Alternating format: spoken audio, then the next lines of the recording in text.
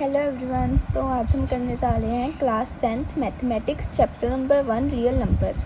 तो एक्सरसाइज 1.1 कर रहे थे हम, फर्स्ट 2 क्वेश्चंस हो गए थे। तो नेक्स्ट हमारे पास क्वेश्चन है third, that is find LCM and HCF of the following integers by applying prime factorisation method. तो प्राइम फैक्टराइजेशन मेथड यूज़ करके हम कुछ नंबर्स दिए होंगे हमारे पास इंटीजर्स, उनका एलसीएम एंड एचसीएफ फाइंड करना है। तो हमारे पास फर्स्ट है 12, 15 एंड 21। तो स्टार्ट करते हैं। फर्स्ट है हमारे पास 12। तो 12 हम स्टार्ट करते हैं। सबसे छोटा प्राइम नंबर हमारे पास क्या होता है 2। तो 2 से हम स्टार्ट करेंगे। 2 6 का 12, फिर से 2 3 का 6, 3 1 ज़ा 3। नेक्स्ट है हमारे पास 15 की भी प्राइम फैक्टराइजेशन करेंगे। तो 15 सबसे छोटा प्राइम नंबर है हमारे पास 2। तो हमें पता है 15 जो है वो 2 से डिवाइड नहीं होता। तो नेक्स्ट हम प्राइम नंबर देखेंगे। नेक्स्ट हमारे पास 2 के बाद प्राइम नंबर होता है 3। तो हमें पता है 3 5 का 15। तो नेक्स्ट 5 1 ज़ा 5। नेक्स्ट है हमारे पास 21। तो 21 भी 2 के टेबल में तो आता नहीं है। तो नेक्स्ट हम देखेंगे 3 में। 3 7 का 21, 7 1 का 7। तो 12 को हम कैसे लिख सकते हैं 2 × 2 × 3, 2 × 2 × 3। नेक्स्ट है हमारे पास 15। तो 15 को हम कैसे लिख सकते हैं 3 × 1। एंड नेक्स्ट है हमारे पास 21। तो 21 को हम कैसे लिख सकते हैं 3 × 7। तो एलसीएम एंड एचसीएफ निकालने के लिए सबसे पहले हमने इन तीनों की प्राइम फैक्टराइजेशन कर दी। अब हमने देखना है कि इन तीनों में कॉमन क्या आ रहा है। तो हम देख सकते हैं तीनों में 3 कॉमन आ रहा है। 12 में भी 3 आ रहा है, 15 में भी 3 आ रहा है एंड 21 में भी 3 आ रहा है। तो एलसीएम कैसे लिखते हैं हम। एलसीएम में जो तीनों में कॉमन आ रहा है उसको हम एक बार लिखेंगे, दैट इज़ 3 को हम लिखेंगे एक बार एंड बाकी सभी नंबर्स को एज इट इज़ लिख देंगे, दैट इज़ 2 × 2 × 5 × 7। तो इन सभी को मल्टीप्लाई करके हम देखेंगे तो हमारे पास आएगा 420। तो एलसीएम हमारे पास क्या आया 420।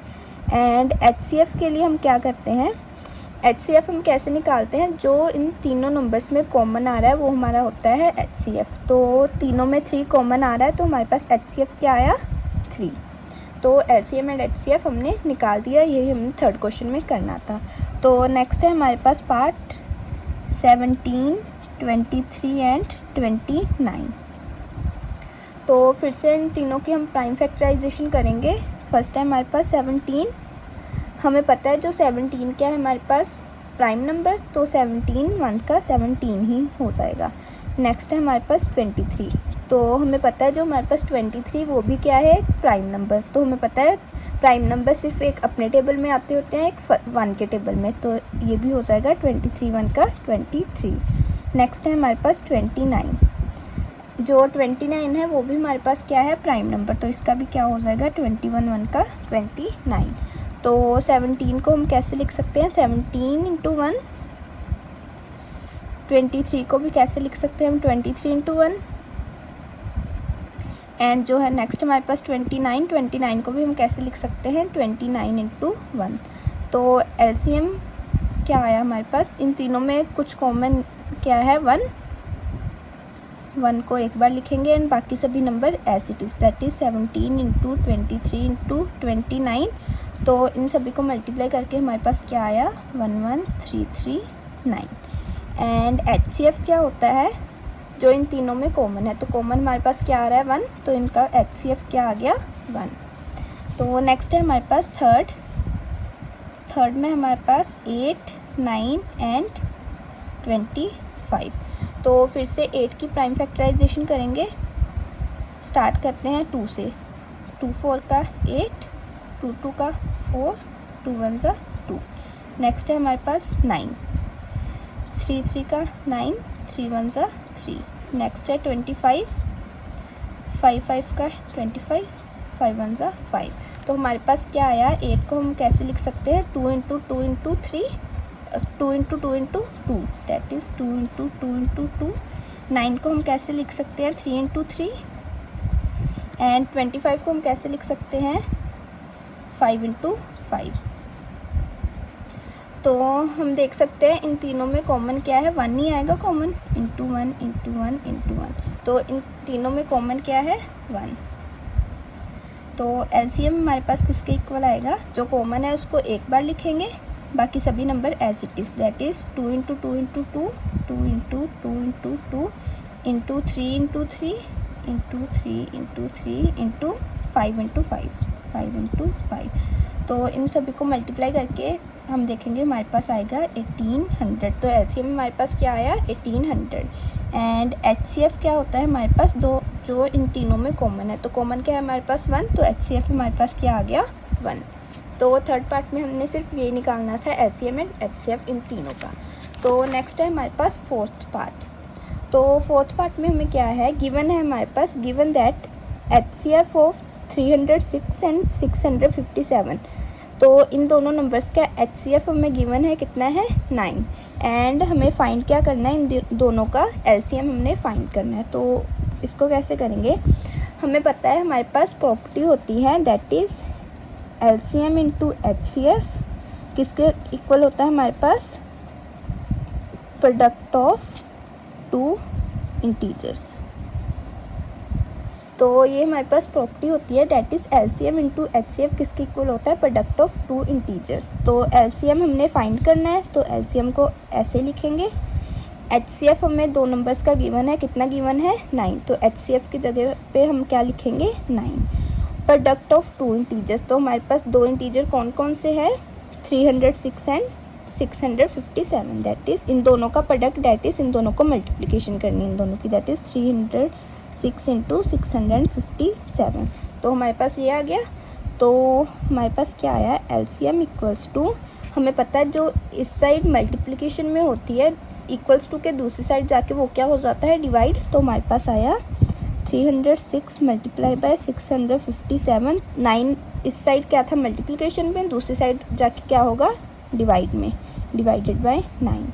तो इन दोनों की मल्टीप्लिकेशन करेंगे तो हमारे पास आएगा 201042 डिवाइडेड बाय, इन दोनों को मल्टीप्लाई करके भी आप देख सकते हो इतना आंसर आएगा, डिवाइडेड बाय 9। तो अगर हम इन दोनों की डिवीज़न करेंगे 201042 को 9 के साथ डिवाइड करेंगे तो हमारे पास क्या आएगा, 22338। तो हमारे पास क्या आ गया, एलसीएम इन दोनों नंबर्स का कितना आ गया, ये वाला, यही हमारा क्या है आंसर। नेक्स्ट है हमारे पास, check whether 6 raised to power n can end with the digit 0 for any natural number n। तो इस क्वेश्चन में क्या है हमारे पास, 6 raised to power n कोई भी हमारे पास एक नंबर है, तो हमें बताना है जहाँ पे n हमारे पास क्या है, कोई भी नेचुरल नंबर। तो हमें बताना है, हमें चेक करना है कि 6 raised to power n की कोई भी ऐसी वैल्यू हो सकती है कि जिसके एंड पे हमारे पास क्या आए, 0। तो इसके लिए क्या है हमारे पास, इसमें क्या होता है, अगर हमारे पास कोई भी नंबर है वो 0 से एंड हो तो वो होता है 10 का, उसको हम 10 के साथ डिवाइड कर सकते हैं। डैट इज़ अगर हमारे पास कोई भी नंबर है जो 0 से एंड हो रहा है, लेट इट बी 60 हमारे पास कोई भी नंबर है किसके साथ एंड हो रहा है, 0 के साथ। तो हमें पता है 60 को हम अगर 10 के साथ डिवाइड करेंगे तो हमारे पास क्या आएगा, 6। तो ये क्या है, 10 के साथ डिविजिबल है। कोई और भी एग्जांपल ले सकते हैं, कोई भी और नंबर जो 0 के साथ एंड हो रहा है, लेट हम कर लेते हैं 110। तो हमें पता है 110 है वो भी 10 के साथ डिवाइड हो जाता है, इसको डिवाइड करके हमारे पास क्या आएगा, 11। तो हमारे पास क्या आया, जितने भी नंबर 0 के साथ एंड हो रहे हैं वो क्या होते हैं, 10 के साथ डिविजिबल।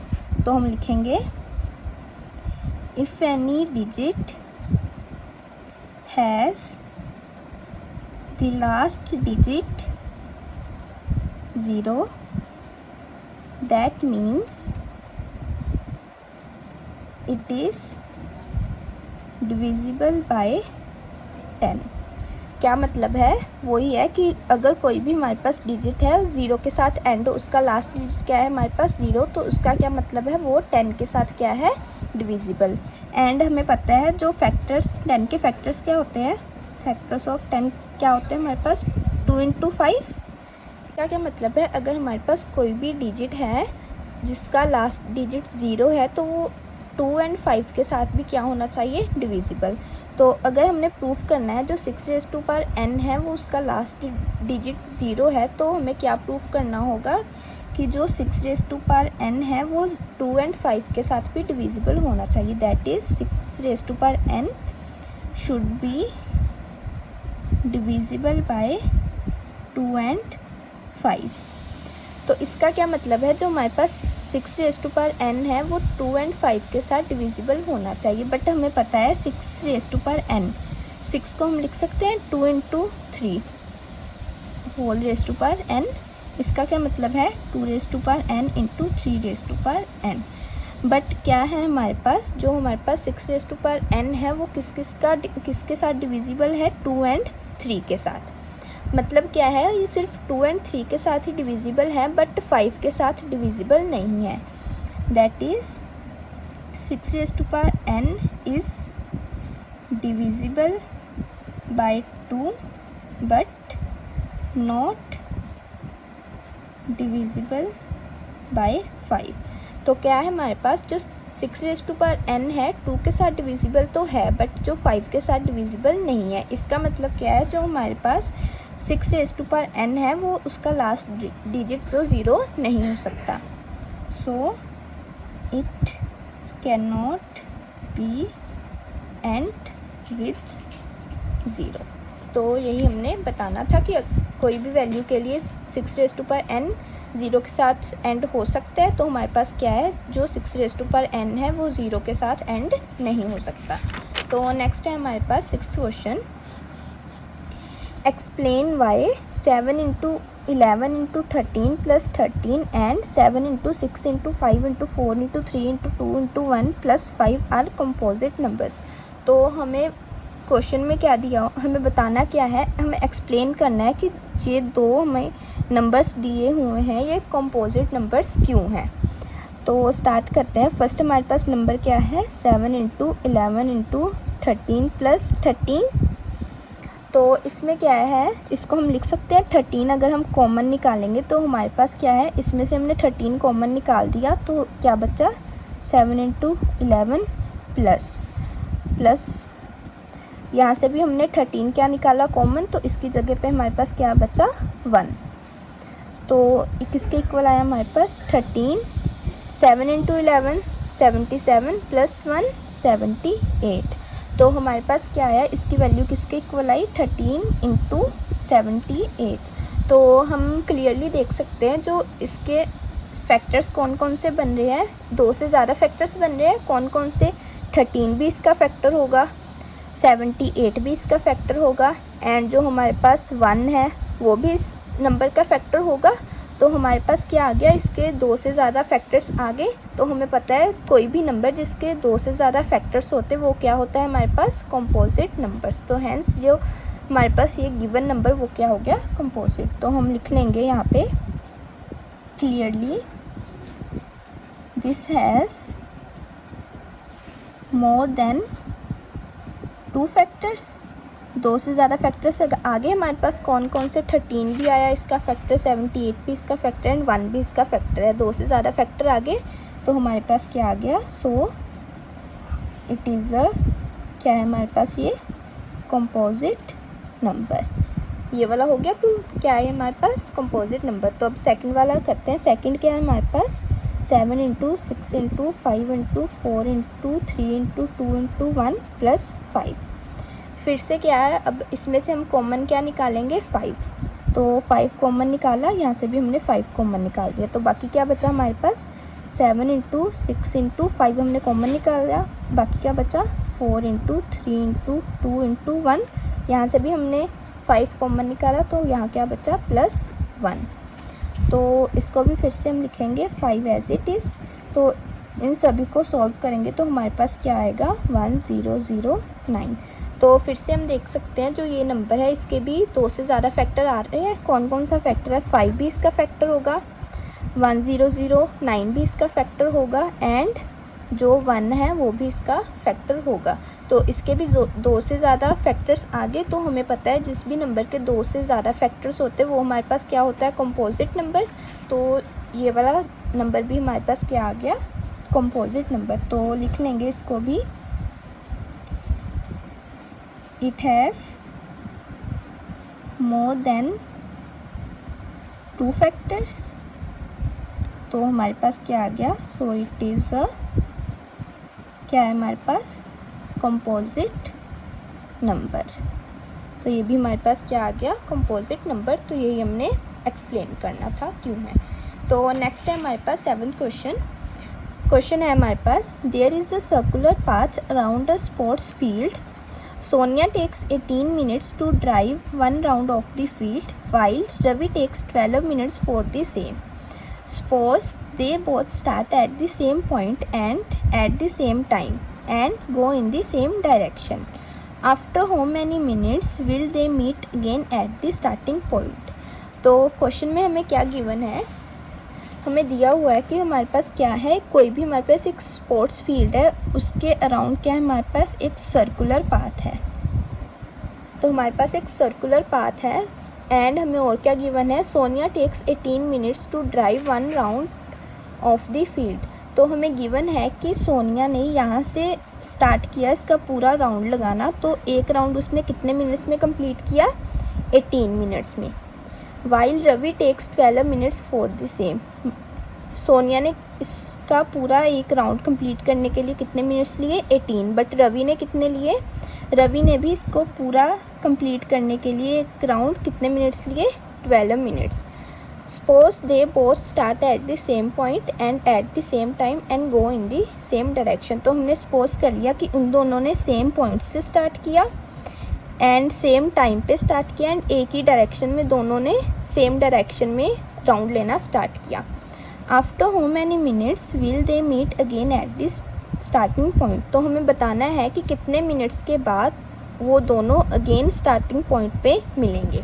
तो इसको क्या करेंगे हम, तो कितने मिनट्स के बाद वो स्टार्टिंग पॉइंट से दोबारा मिलेंगे, इसके लिए हमें क्या करना होगा, 18 एंड 12 का हमने एलसीएम निकालना होगा।